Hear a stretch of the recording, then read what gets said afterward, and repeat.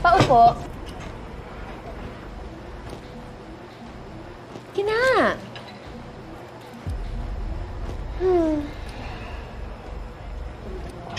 Excuse me.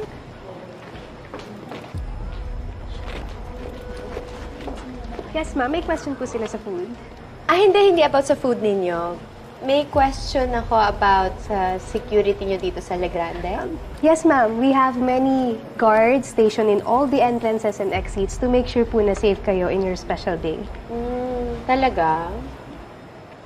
Bakit may nakapasok na rebelde dito? Ano pong ibig niyo sabihin? Everyone, alam niyo ba na hinostage kami ng lalaking to noon? Kaming dalawa ng best friend ko. How safe are we knowing na merong nakapasok na taga-bundok na rebelde dito, ha?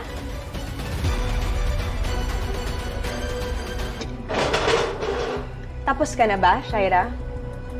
Bakit? Gusto mo dagdagan ko pa? Oo. Kasi kulang na kulang yung kwento mo. Anong kulang?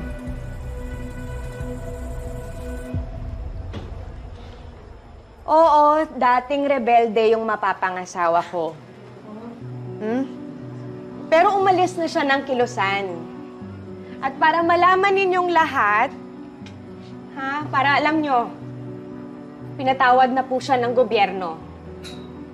Dahil ibinuwis ni Leon ang buhay niya para iligtas ang asawa ni Senador Jimeno. Binuwag na rin po niya ang grupo nila. Wala na. Matagal na pong nagbago si Leon. Hindi lang para sa akin, kundi para rin sa anak namin. Shaira, nakahanap na kami ng katahimikan sa nakaraan namin. At sobrang excited na namin sa magiging bagong buhay namin. Kaya, diba, tignan mo naman, nandito nga si Leon, sobrang invested niya sa kasal namin. Si Jordan. Nasan si Jordan? Bakit wala siya dito? He's at work. Sa trabaho pala. Kaya pala gumagawa ka ng eksena dito. Sana, si Jordan invested din sa kasal ninyo. Para naman hindi ka gumagawa ng kung ano nung kababalaghan.